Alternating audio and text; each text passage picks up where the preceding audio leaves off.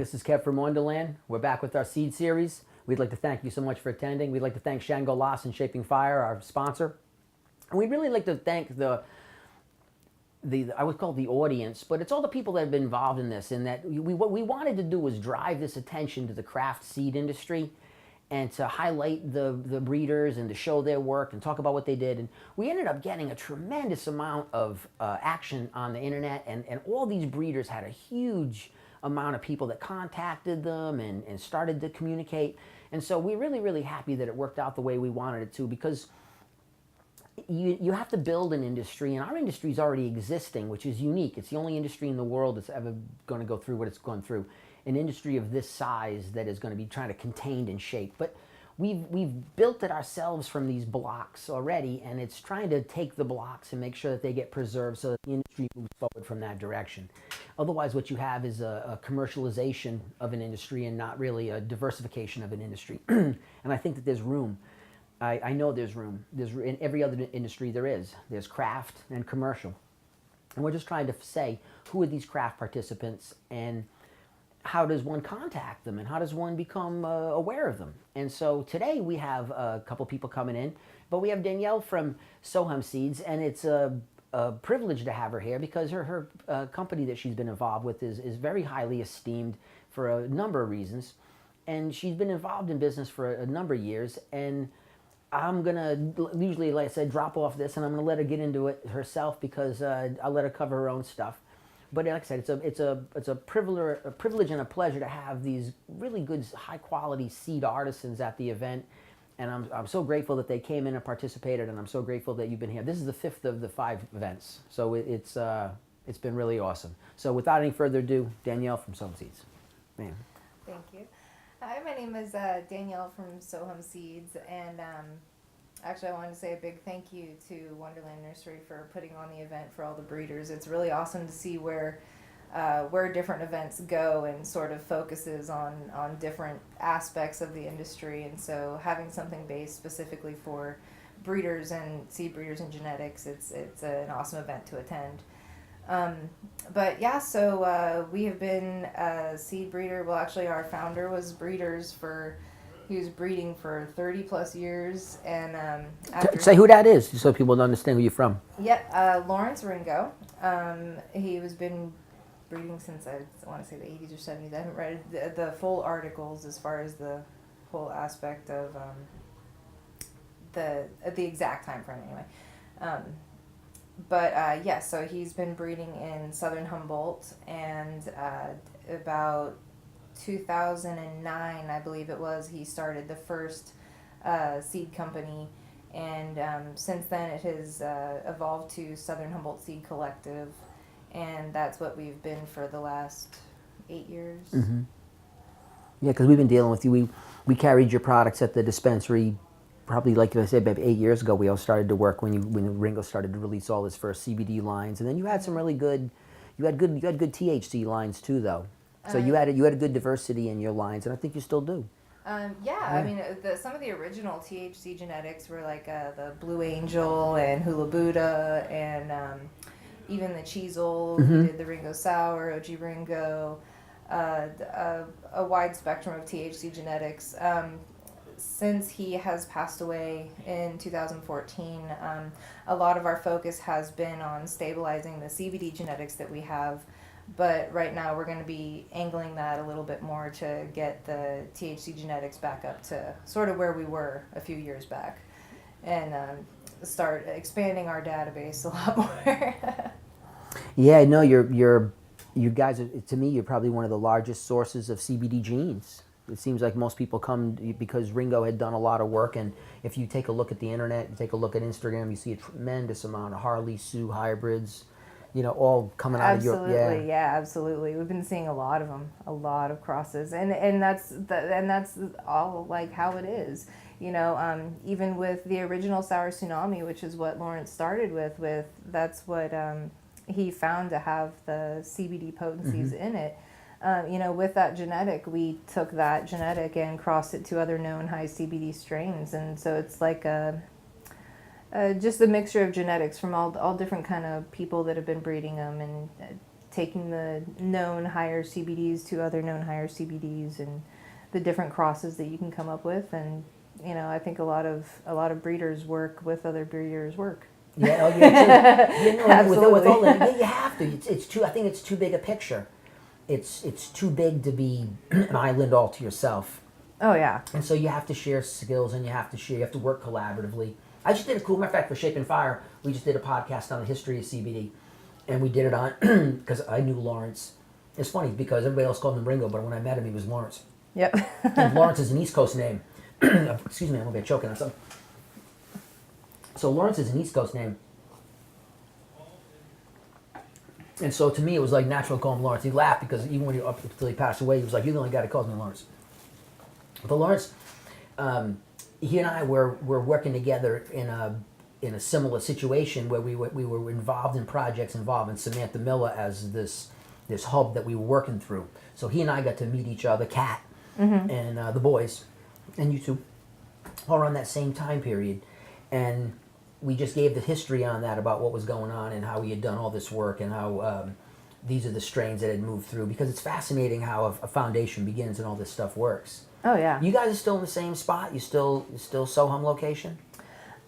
East We have all kind of dispersed. After he passed away, there's been quite a few changes, and one of them being geographical location. But we're also all still based Southern Humboldt as far as the company goes. So I think our actual, as far as technical location would be Whitethorn, but as far as breeding locations, those could be variable all over. Gotcha, using different people. We got a question for you, Danielle. Yes. What's their strongest CBD strain, and what's the genetic plant background from it? So right now our top two, I'm going to say the top two because they're pretty comparable, is the Ringo's Gift and the Harle-Tsu. And those two are stabilized to be around the 20-to-1 ratio. With the Harle-Tsu, the genetic background is the Harlequin and the original Sour Tsunami, which Lawrence bred back 9 years ago. And then with the Ringo's Gift, we actually took that F2 Harle-Tsu and crossed it to the ACDC. Ooh. And that has since been brought out to an F2.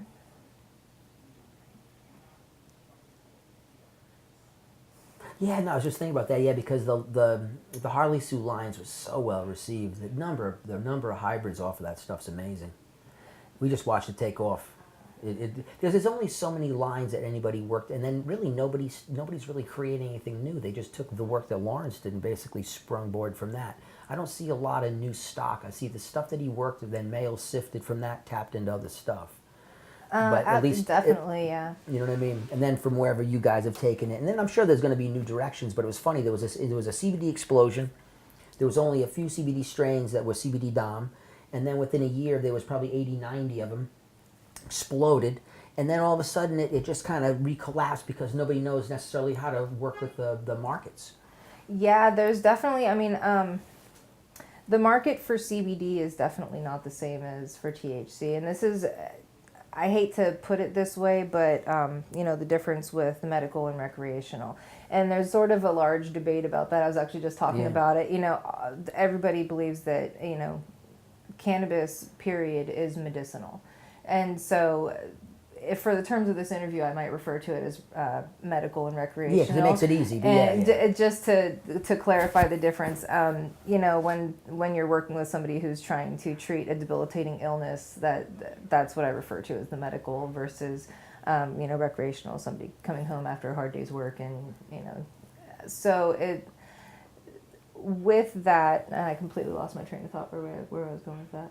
Oh, we were talking about directions on CBD in terms of the market. The market is geared towards THC direction, not towards CBD direction. And CBD direction is because it was so highly publicized. People don't understand how to necessarily use it so well. So there's a confusion as to the product. There is, and also I think that was saying the demand for it. So the demand for CBD is actually very high, but because of the aspect for which it's used, actually finding sources for it is a little bit challenging. Most people working with CBD are manufacturing companies, companies with edibles and things along those lines. And as far as like in flower form, CBD isn't really sought after as opposed to a lot of the THC genetics. Completely.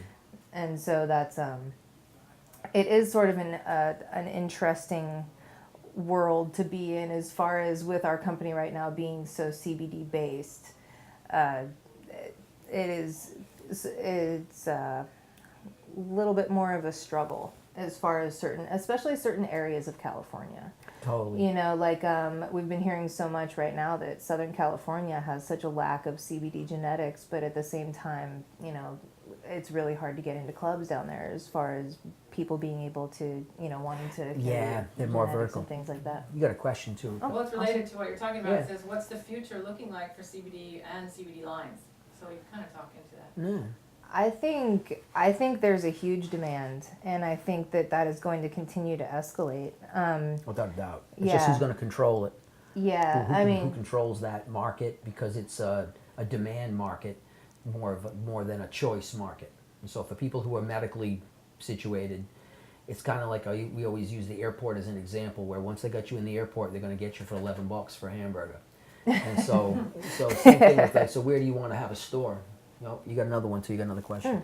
Any clones or plants available for Ringo's gift right now? And can you offer tips on best practices to grow the strain? Well, luckily for our genetics, one of our main focuses is keeping them user-friendly. That's sort of one of our biggest things, because a lot of the people who do grow CBD, many of the people I speak with are first-time growers. And so trying to keep the genetic itself grower-friendly, user-friendly. And so, you know, we do offer help if anybody wants to contact us directly and has specific questions in regards to, you know, any specific growing tips, but that's a really general question, whereas if they had something more specific, it'd be a little bit easier to narrow that down. As far as availability, we do have the seeds at this point. We're in a process of getting our facility up and going to be able to have clones specifically of the CBD variety, and also some THC as well, but mainly keeping our database, mostly genetics that Lawrence had created. You know, I'm just going to add real fast. When she's talking about growability, it's that when you're working with some of the CBD lines, they have more of a hemp type nature. And so they don't necessarily grow themselves very well. They're ungainly and tough and longer flowering. And so for breeders, when they work the chemotype, being in the direction of the THC CBD ratios and amounts, different than morphological, which is shape, flowering time, hardiness, all those other things. And so good breeders, which is what we were talking about, like craft, is you're trying to give the person the desired drug effect that they want, be it medical or rec, however we want to use the words, so inspirational, medical. And you, as the breeder, they're trying to make sure that the plant itself works for the farmer. That's what we do in the same hunt here. Is I look for things that have the desirability to the market, but then we go backwards and make sure that it works in the production end.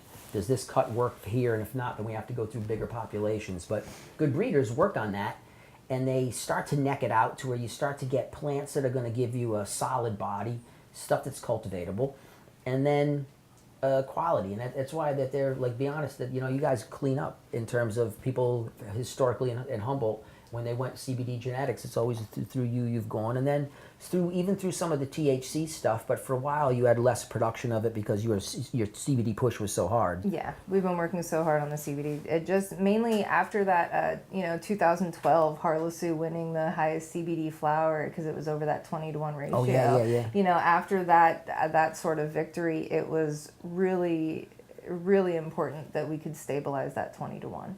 And we have done a very good job on that, I believe.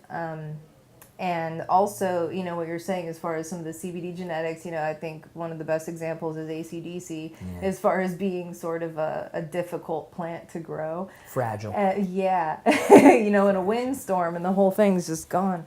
And that's part of what's so great about the original Sour Tsunami that Lawrence created, because it was not based from a CBD genetic that already had that. And so a lot of the growth structure and and characteristics of the CBD genetics that we have, not many of them do have that.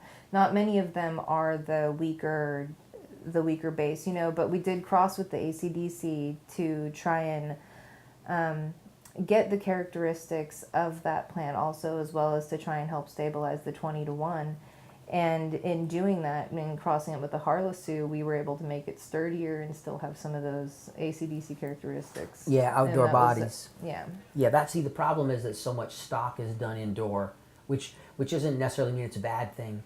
It's just that it has different stimulus, so the indoor environment is pretty gentle. But outside, you really have real conditions, and so plants that are fragilely constructed that can do well with some trellis netting, they don't do so well outside, and it's you got to sift, and you come out, and the whole plant's basically snapped at the stem, and so it's the sifting process of trying to find stuff that works for the environments. And same thing, if you did it all outdoor sift, then you would have to go and re-sift through to find stuff that worked indoor, more ideal for you, less lumber, a little better calyx, the flower, a little different shape. Mm-hmm. But it's a process. What are you working on this year? What's cooking new? Oh, geez, the amount of projects we have going this year. So actually what we just wound up doing, we actually just started a whole fresh round of seeds in order to sort of get the basis back on our THC breeding, as well as further stabilizing some of our other CBD genetics. And so one of the projects that we're working on is going to be stabilizing the Hula-Tsu to be more of closer to the 20-to-1 ratio, because that plant just has such a great growth structure and it's such a good yielder that if we could get that one to be consistently the high CBD, low THC, I think that would be a killer plant for people to grow. It does fairly well indoors as well, just because it grows sort of more, small head, not so big, tall, and lanky. Totally. And so with Hula-Tsu is one of the big ones. We're also working on stabilizing in the hopes of stabilizing a plant that's more of a 1-to-1 ratio. That seems to be a really sought out ratio. And so we do have some plants we plan on working on that with, as well as we did 2 new breedings of genetics last year that we're doing research on right now to see if we're going to be producing them and putting those on the menu. As well as then doing bringing back some of the genetics that Lawrence had that we have since dwindled through pretty much since we've been focusing on the CBD.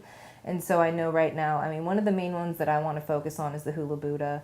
That was such a killer plant, great outdoor Buddha? Growth. It's a Buddha's sister across the pineapple Thai. Ooh. And it was just this, in an outdoor setting, this plant was just huge, 15, 16 feet, depending on the size of what it's in for sure. But, and just people loved it. And we still have such a demand and people still contact us requesting it. And so I think that's one of the biggest ones. And personally for me, I love the sweeter genetics. And so to me, with that pineapple Thai in it, it's just a great plant.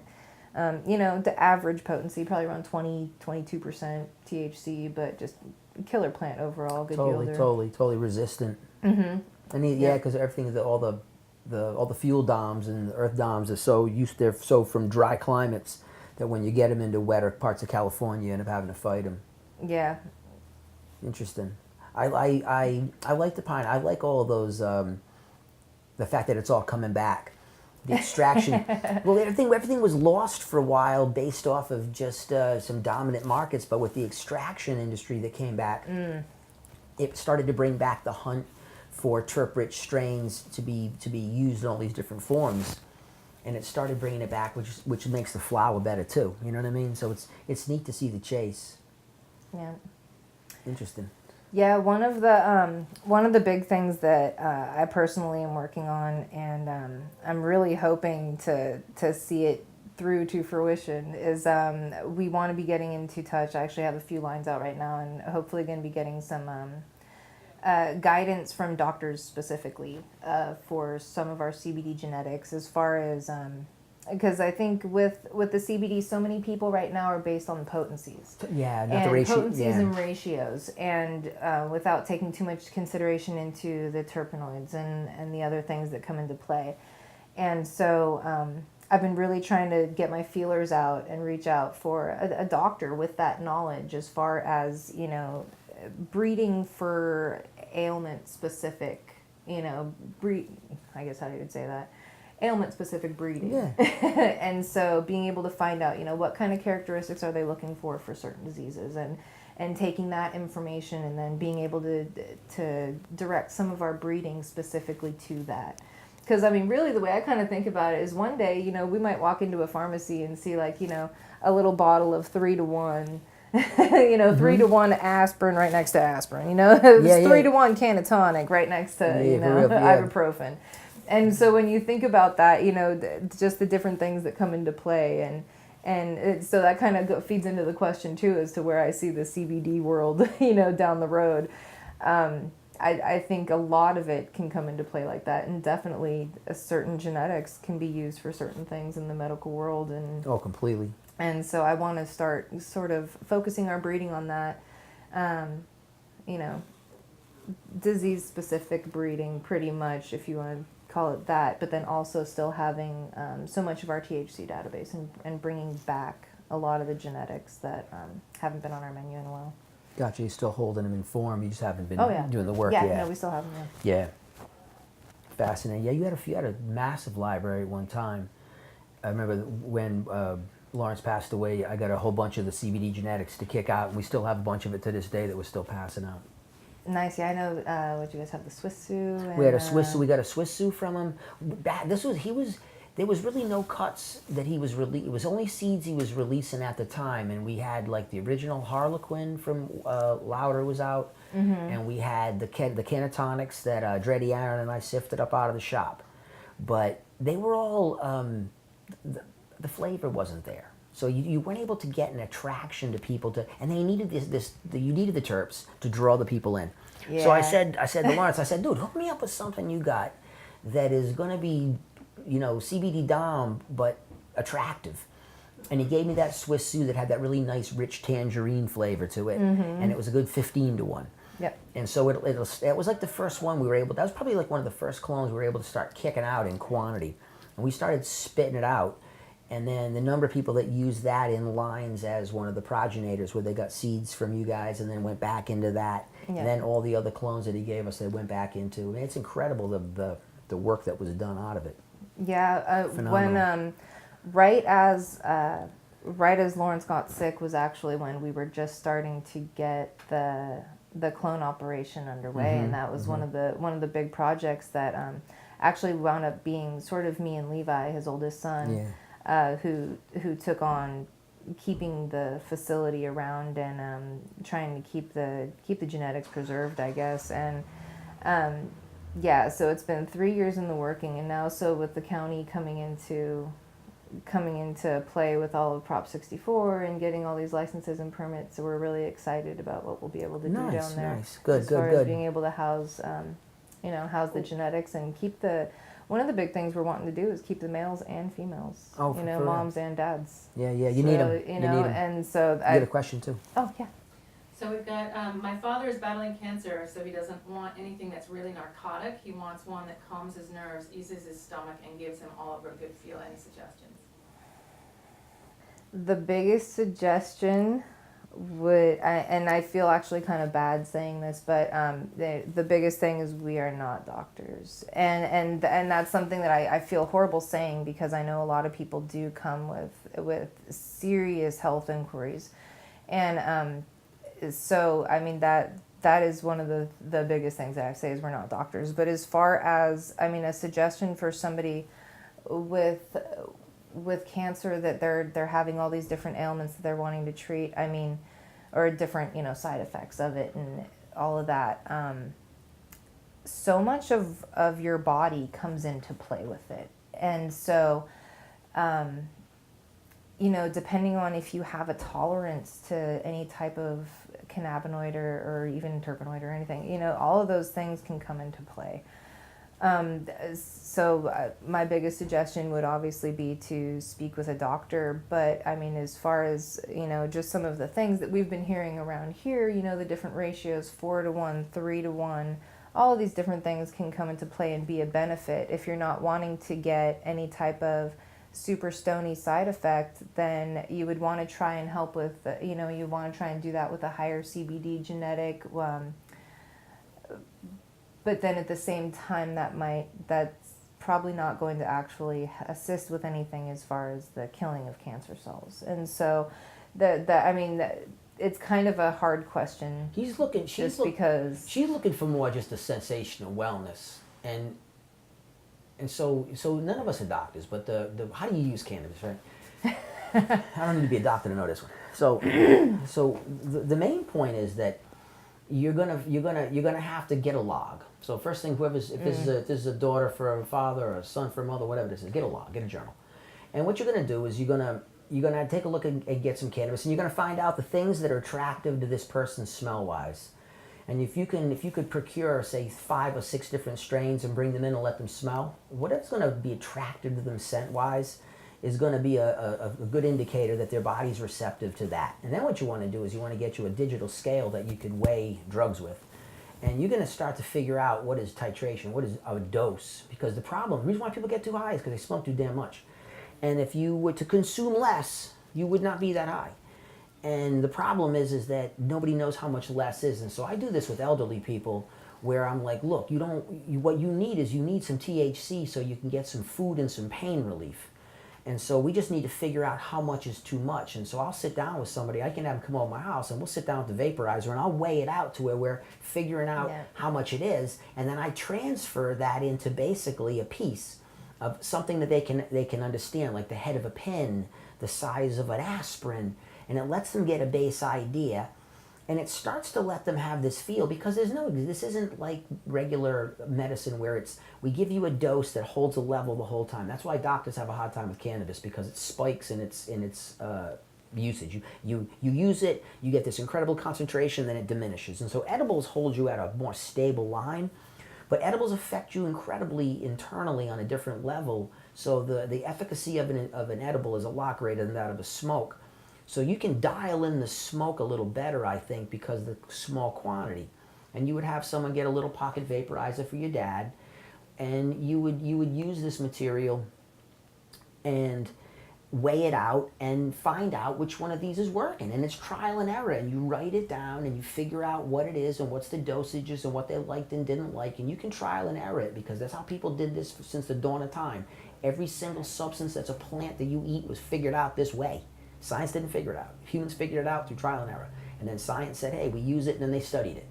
And so it's the same thing here. And science is about 50 years behind us on this one, because they haven't touched this in any other way.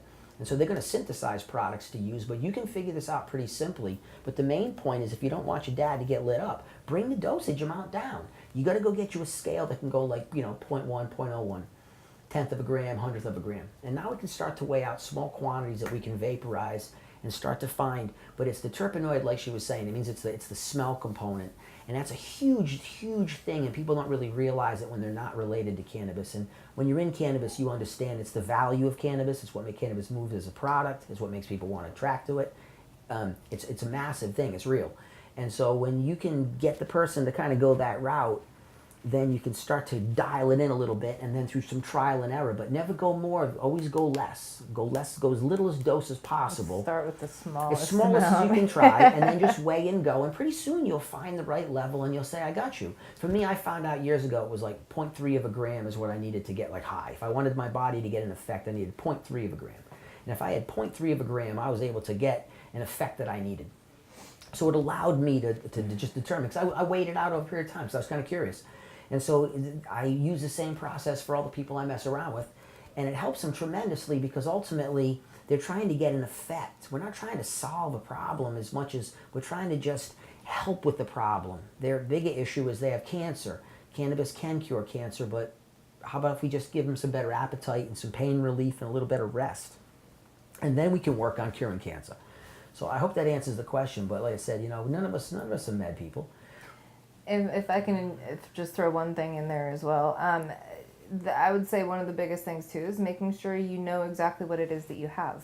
Oh, cool. As far as what you're working with, and knowing the potency of what flower you're working with, and that way, so you can actually dose and know exactly how many milligrams they're getting. And, you know, so a 20% THC flower is going to be 200 milligrams of THC.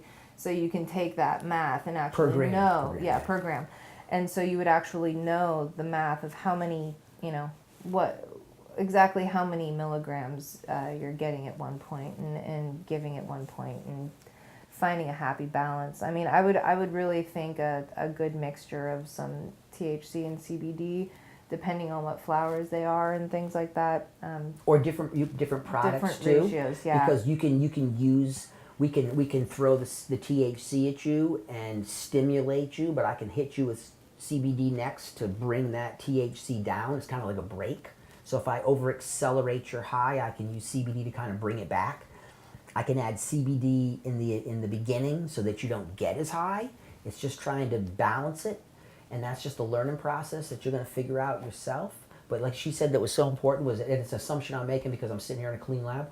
And not everybody got test results. So the main thing is, when we're talking about, you know, trying to get this standardized, it's about getting products. So if you say, let's take for an example, we have a dispensary that you're getting the product from that's a legitimate dispensary, meaning that the product that they're taking in, they're actually making sure that it's going through a laboratory analysis to make sure it's clean. Not just some random skim, but they did a good job. Now you're going to have the information of, is the product clean? Because if your dad's sick, this is not going to help him if cannabis is toxic. So first, make sure it's clean. And then second, you're going to get your potency numbers, and you're going to start to figure out, you know, and like I said, I go by weight on the pieces, but so if I had a 15% versus a 20%, we have a radical difference in how much that piece would be for dosage. And so you're trying to figure out rhythms to let people figure these pieces out, but the data we use, and then your fingers and a little bit of notes, and all of a sudden you get kind of intelligent about how to do this. It's not as hard as you think. You just have to be patient, meaning take the steps correctly, and then once you find something that works for your pops, he'll dig it. And then you'll be able to accelerate or bring it back depending on his needs. So if he's in greater pain, we can increase the THC levels, and if he's in less pain, we can decrease it. It's hard to get all the pain relief without some kind of psychoactivity, and that's the tough part with these things. And you can't peel it all apart because the cannabis as a whole is far more valuable than separate components. Yep. And that's where medicine is kind of, I think, they're missing the boat on this one, where let's isolate something. And typically, it just doesn't work as well. The synergy is far more important. Yeah, I actually just had an interesting conversation this weekend with Mara from Aunt Zelda's, and so that was one of the things. She actually did a talk on the dosing and all of that, and how much you know, people are taking out all these. There are different components. They're taking them all out and separating them, and then they don't really. You know, on their own, they might have a small medicinal benefit, but not anywhere near as much as if leave it together. Yeah, leave it together, because you know you need the THC to open up the receptors for the CBD to come into play. You know, and there's so many different things that there's just so many different characteristics of the plant and all the different ways that it works together, and it's complex. It's unfortunate that people are having to do trial and error. Because there is research getting done, it's just not, it's so far behind what it should be at this point. But yeah, I mean, that's really the one thing you're saying. You're just starting small and going from there and really finding what works and making sure you know exactly what it is, so then you can duplicate it. And keep the notes. I don't know anybody who's suffering from a life-threatening illness that doesn't know someone else suffering from a life-threatening illness. Because if you're dying, you've already been dying for more than a minute. So you've done some research, and you've dug up all kinds of info. And the thing is, you become somebody who shares info to other people. All of a sudden, you become very valuable to other people, just like yourself. And it's real. The individuals who do cannabis research on themselves for medicinal cannabis, that's where all your data is coming from. It's coming from people who said, okay, I'll try to do this, I'll keep track of it, and live or die, I'll share the data. Yeah. And it's been unbelievably helpful to see this, but you have to record this so that others who come after you, you can say, hey, listen, this is what I did to find relief, these are the strains I used, this is how we preserve these strains, because you can't just recreate this. I don't care what lab, I see this all the time. They take a snapshot with a lab and say, hey, I got the strain, I have 14 cannabinoids, and I got 28 terps. Well, you missed about 100 of each. So you missed 100 of the cannabinoids and you missed another 100 of the terps. So you don't have anything. You know, you got a little tiny piece of a snapshot and you're going to try to create. It's too complex. So cannabis is too complex to take in a snapshot. And that's great for us as cultivators because it really does slow down large pharma from necessarily just ripping this thing to pieces because it's too complicated at this point. But you got to be able to see it in its big picture and figure out how to use it for you correctly. Keep the data, keep the notes. People will want to know, hey, did you find something that worked? We found strains that worked for spasticity. So it just through general observation and people making comment, we found a variety that worked for spasticity to anyone who had ALS, MS, Parkinson's, neurological problems, injury, chronic hiccuping. Anything that was just weird it'll kill you. I know it's an actual thing. It'll kill you. Yeah, no, it's deadly. It's so weird to think of that, but it's deadly. it is. It's deadly. It's unbelievable to see it. It's unbelievable to see somebody dying from chronic hiccuping. So we have a strain that does it. So we make sure we keep multiple copies of it spread around because we found out that we had a varietal that had an ability to stop spasms. So anyone who comes in that has issues in this form, we can give this strain to or give it to them in flower form if we have it. But what it does, it absolutely works on very specific, but we wouldn't have known this if I hadn't have recorded it. If I hadn't have kept the data, we wouldn't have been able to see the pattern. And once we started to realize it was a strain, we started to find strains that were related to it, but it didn't matter. It was only that strain, not even hybrids of it. It didn't matter. It was only that. So it's something in it that we can't measure that makes it do what it do. But you have to be able to hold these things. Otherwise, if we lost it, we wouldn't have it, and we wouldn't have anything else that worked to that same degree. And the individuals that had the MS, they would come in wheelchairs and scream at me if I didn't have it. And I mean, I was like, whoa, I got you. It was that important because there was nothing else that worked. And once they found the relief, it was it. Now, if I lost the plant, we would have lost it altogether. And it used to be a story like a lot of stories. And so the main point is for all you that are blazing these trails for yourself and blazing them for family members or friends or anybody, you got to leave the breadcrumbs. You got to leave a trail of breadcrumbs to get back. You won't remember what you did, or you won't have the goodies when you get there. So you got to leave the trail, and then it'll allow you to be able to repeat the process. And that's really science. Science is repeating the process in another room someplace else. And if you can do that, it's science. It's real. So I think we're on. So I want to say thank you so much for coming in today. Absolutely. Thanks for having us. Oh, it's been a pleasure. And like I said, thank you so much for attending the Seed Series, man. We're grateful. We have Dragon with Matches, Brian with Dragon with Matches coming up next. We'd like to thank Shango Loss, our sponsor. And once again, I'd like to thank the people. The attendance we've had online and the attendance that we've had in the parking lot has just been phenomenal. And we're so grateful that everybody participated the way they did and gave the breeders the support because the craft industry has an ability to absolutely transcend these changes. And it has an ability to grow in a level never before seen. And thank you so much for being part of it.